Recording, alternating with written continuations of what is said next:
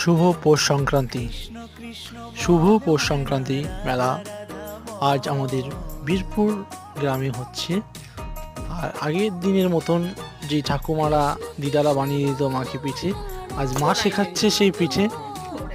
আজকে শিখিয়ে দিচ্ছে আমার দাদার বউকে, যেহেতু উনি কলকাতার মেয়ে, তাই পিঠে বানানো শিখিয়ে দিচ্ছে হাতে ধরে তার শাশুড়ি। এতদিন একটু অন্যরকম ছিল, এখন অনেকটা ভালো হয়ে গেছে। আর পিঠে বানিয়ে শিখিয়ে দিচ্ছে কী করে মশলাতে হয়, ঠিক মোমো টাইপের। যেমন করে আপনারা মোমো খান ঠিক তেমনই করে পেঁচিয়ে দিচ্ছে এই কুলি পিঠে। আশা করি মোমো যদি এমন করে বানানো হয়, মানুষ পাগলের মতন খাবে এই মোমো। তো এটার নাম মোমো নয়, এটা হচ্ছে পোষ পিঠে, যেটা প্রত্যেকটা ঘরে ঘরে হয়, বাঙালির ঘরে ঘরে এই পৌষ মাসের শেষে। নমস্কার, আশা করি ভিডিওটা অনেক অনেক